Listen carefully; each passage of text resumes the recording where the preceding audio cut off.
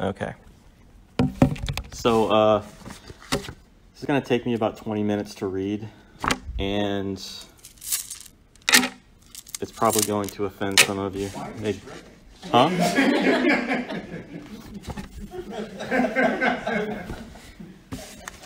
So this story is called Pro-Life.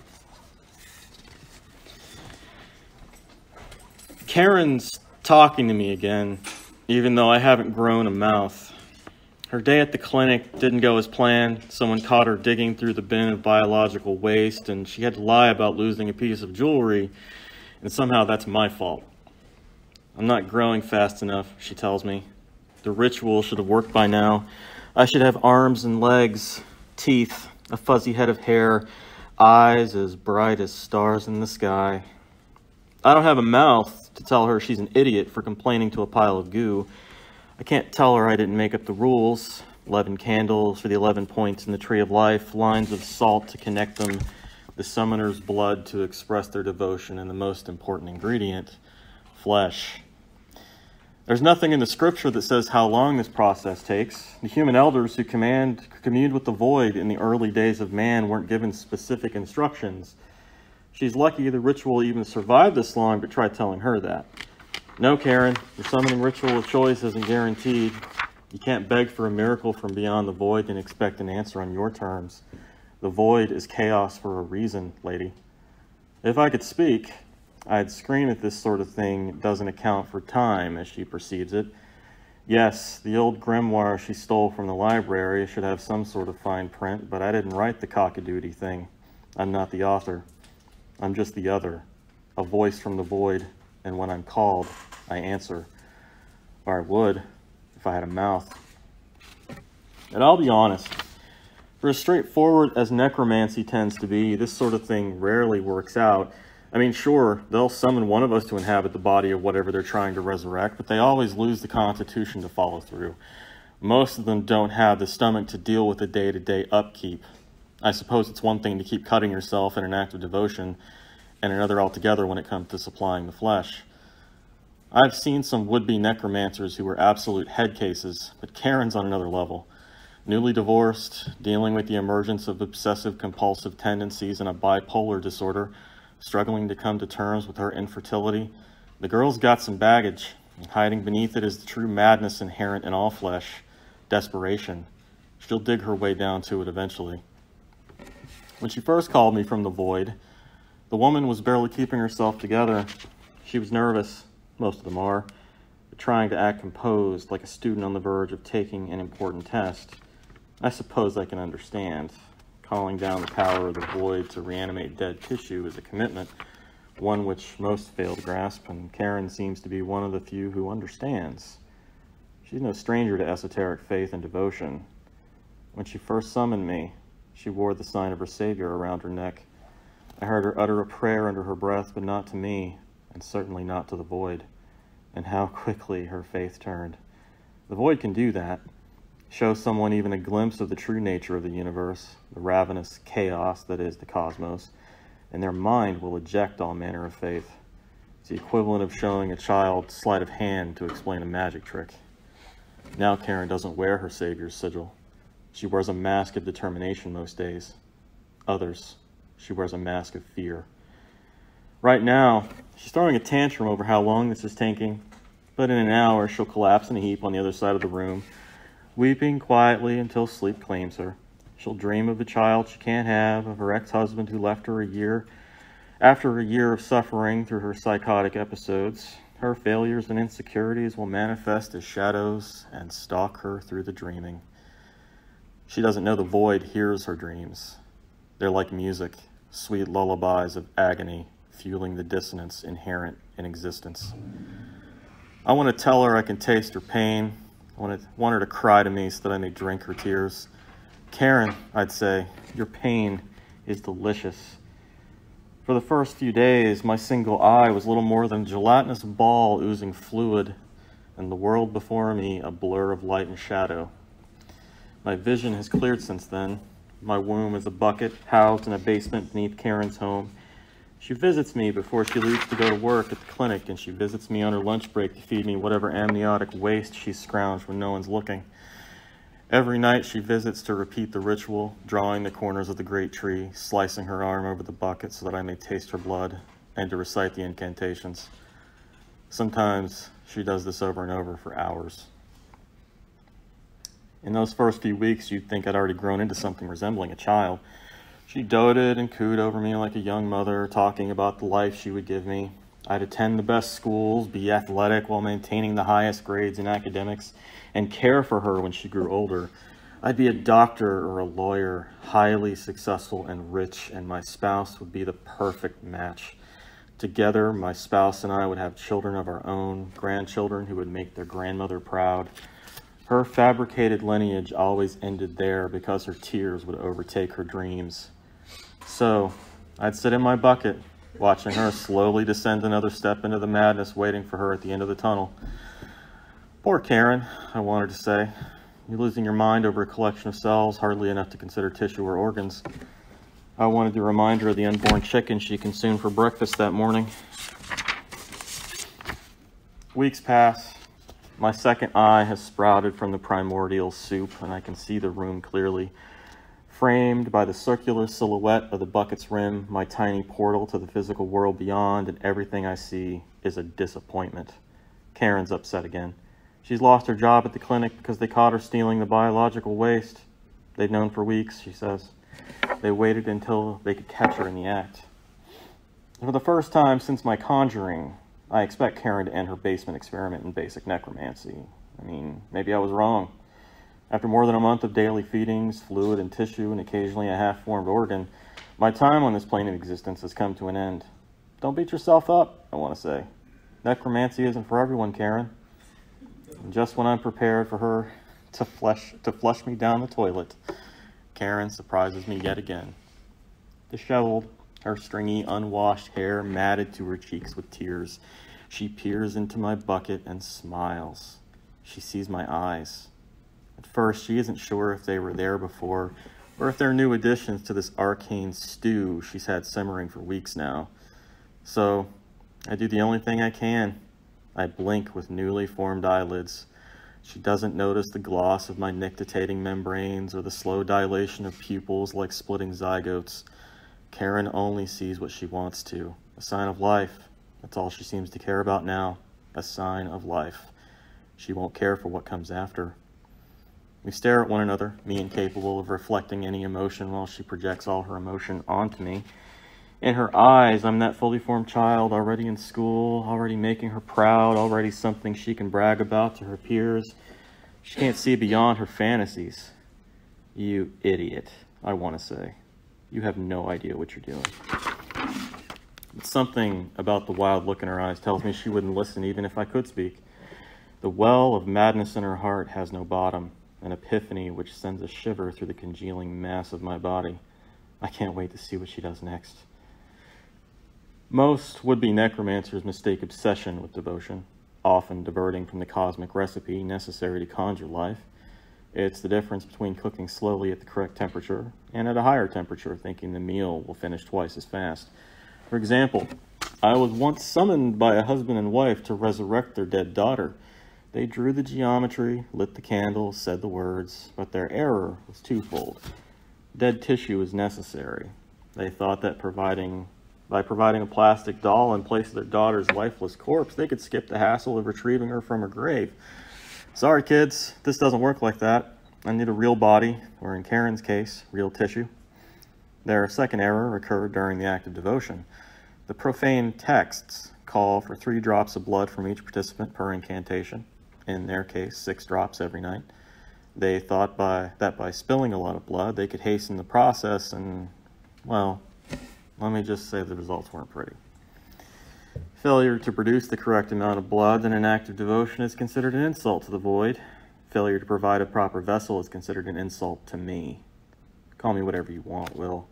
Elder thing, star spawn, voice of the void, spirit, angel, demon, god, or devil. The least you can do is give me a proper body to exist on your mortal plane. I'm not particular. Just look at Karen's mess of flesh, and any expired piece of meat will do. But come on now. Plastic, fabric, straw, paper, or in one ridiculous instance, rubber balloons simply don't cut it. When I pull myself down from the stars and go to the trouble of seeking out your address, I'd better not find myself called into the form of anything other than an animal or a human. Anything else is a bait and switch. It angers me. And let's be honest, it's just downright rude. So yeah, when I found myself inside a toy doll covered in a pint of blood, I wasn't too happy about the situation. I had to correct my summoners, teach them the penalty of insulting that which they can't understand. I must say, for all their negligence, they were quite delectable. Cosmic rites are serious, their instructions precise, and to diverge from them is to invite the wrath of chaos itself. Karen's finally understanding the commitment required to practice proper necromancy. Last time I saw someone introduce an infant to the ritual was in the Dark Ages. This goes without saying, but Karen finally faced the desperation in her heart. Now she's lost her gosh darn mind. And I'm enjoying every second of it. She's here with me now, kneeling across the room.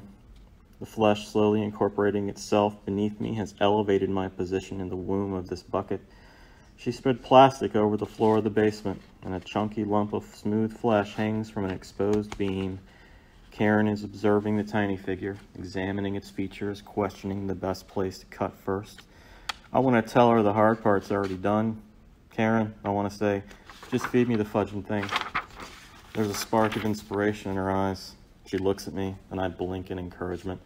A moment later, she's carrying me across the room and placing me below the hanging infant. She slits its throat, and I'm coated in a refreshing warm rain. Yes, this will do nicely. Karen leaves the room and returns a few moments later with a radio and a pair of rubber gloves.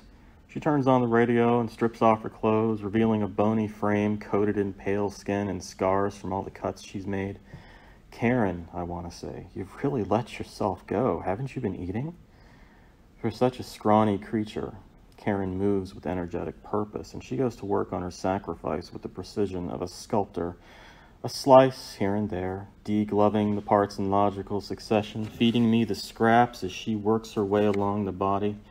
The radio station plays pop music, which inserts a rhythm into her movements. It's almost poetic, like watching a ballerina on stage, with grace in every slash and cut. I would have tears in my eyes if I could produce them. While she works, the music is interrupted by a piercing drone, and Karen pauses to look at the radio. A voice cuts in to announce an Amber Alert, describing the missing child as 9-month-old. Karen turns off the radio. She looks at me, with the cooling blood streaking her body, and goes back to work. My head is forming. I have a jaw, a nose, proper sockets for my eyes. No mouth, though. And I'm frustrated because I needed to tell Karen to slow down. The first couple of children were great. I welcomed them and their sustenance, but now she isn't following the recipe anymore. There's too much. She isn't thinking things through. I want to tell her to stop this nonsense, that I'll grow on my own. Karen, I want to say, sacrificing children so you can grow your own doesn't make sense. But these fingers and toes are delicious. She's slicing them piece by piece for me, like fruit for her morning oatmeal. Yesterday, she painted the Tree of Life on the basement wall with a child's blood. This piece of eldritch graffiti joins a gallery of esoteric sketches and ramblings, the sacred stars and their configurations, the ancient representation of timeless entities, words not pronounced by a human tongue since the days of Zoroaster. All were painted on the walls in a foolhardy attempt at displaying her devotion. What an overachiever. The void doesn't choose favorites, Karen. You aren't special. And yet she brought home a stack of dusty old tomes, performed a ritual I haven't heard in a millennium. There was a goat involved. She thought she was enhancing the process, and technically she wasn't wrong, but the constant sacrifice of children isn't necessary. I've grown beyond the need, but she keeps feeding me. At this rate, I'm going to lose my figure. I'm going to grow into something else. Another week, and I've grown a neck, the beginnings of a torso, the stumps that will become my arms. At the bottom of my bucket, I feel cold metal and warm fluid against the flesh that will be my legs and feet. Karen is pleased with my growth, but displeased with the time, and has graduated from stealing infants to stealing school children. Every few nights, she brings me a fresh body. She tells me the authorities are hunting her. She cut her hair, dyed it a different color. Yesterday, she ditched her car on the other side of town and set it on fire. She stole another car from a grocery store parking lot. She bought a handgun from a pawn shop. Just in case, she tells me. She's too close to the end. She can feel it. And I tell her she's right. She is close to the end, only I would never tell her what I mean by that. Like revealing a child's sex. I don't want to ruin the surprise. Tonight, she's listening to the radio again. She's dancing to the music while carving pieces from the child strung up before her. Every slice yields another morsel tossed into my bucket. Sometimes she steals a piece for herself, and she thinks I don't see her, but I do, and so does the void. That isn't hers to consume. Come on, Karen, keep it together. When she's finished, she frees the bloody skeleton from the hook and collects its pieces in a bag. She's keeping them upstairs in her bedroom, and when she's done, she says she's going to build me a bassinet. She's already built a mobile of bones to hang from the ceiling, something to keep me occupied when she puts me down for a nap. She thinks I'm going to emerge from this bucket the size of a human infant. She says she wants to breastfeed me. Karen's gone for an entire week, and I've nearly grown comfortable with the silence when she barges into the basement. Except it's not her. It's a young girl. She has a bruise on her forehead, long dark hair matted to her temples, and blood stains on her purple pajamas. She's panting, her teeth are chattering, and she can't take her eyes off the bloody pictograms on the walls long enough to notice the quivering mass of flesh sprouting from the bucket. Her fear is exquisite, a sweet fragrance afloat in the air. The little girl paces the floor, struggling to catch her breath, muttering a prayer. "Don't let the bad woman take me," she says. The child fights the tears in her eyes as heavy footsteps creak the floor above us. I hear Karen's cracked voice calling out for the girl. A gasp fills the room. The child has found me, and her discovery will be her undoing. She shrieks until her voice fries in the gloom. More footsteps, the creak of the basement door, and there's Karen with a hammer in her hand, that wild look in her eye, her hair frizzed in all directions like she's been electrocuted. She looks at me, and then at the little girl, and then there's nothing more than whimpering in the stillness. Later, as she's peeling the child's skin away from muscle, Karen tells me that was a close one. Child, she woke up too soon and tried to escape. I want to tell her she's getting sloppy. I even manage a gurgling noise from within my gullet. A bubble rises to the surface of the amniotic stew and pops in fanfare. She pauses and looks at me, smiling. Blood stains her teeth. She tells me I'll be the child she's always wanted, and the rest who've been born can rot for all she cares. I'll be hers and hers alone. And that's where she's wrong. I belong to nothing but the void, and soon she will belong to me. 3 days later, a door slams upstairs. Footsteps running across the floor. The basement door opens and slams shut. Karen descends 2 steps at a time. She's bleeding from her shoulder, the wound tied in a darkened rag, and the precious fluid trickles down her arm to her fingertips. She's puddling on the floor. I can smell her. The blood, the sweat, the fear, a sweetly ripe smell of life. The seams in my face open to taste the air on my tongues. Upstairs, a voice booms from a megaphone. "Come on out," they say. Karen has until the count of 5 to surrender, or they're coming in shooting. Karen kills the light, and it's just the 2 of us in the darkness, but only one can see through the shadows. She's crying, chattering to herself about this not being fair. She just wanted a kid. If only she hadn't lost her job. If only her husband hadn't left her. If only I'd grown faster. Upstairs, the countdown begins. 5, 4. Karen sobs and backs herself against the wall. "Karen," I croak. The word is guttural and full of fluid, the sound of air through bubbles of phlegm. "You may have lost your mind, but I'm going to eat your heart." She sucks in her breath. The air gone from the room in a deep hiss, and she points her weapon in all directions. She asks who's there. She's not afraid to use the gun, she tells me. I flex new muscles in the arms I've never used and pull myself from the stew of blood and viscera. The bucket tips over, startling Karen so badly she drops the gun with a yelp. Upstairs. 3, 2. Karen seeks the floor for her weapon, threatening me with empty words. I crawl along the floor toward her. Upstairs.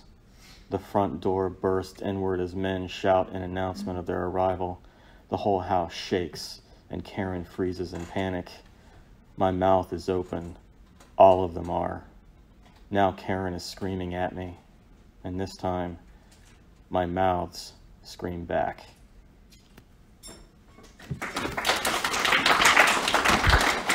Thank you. I am available for children's parties, by the way.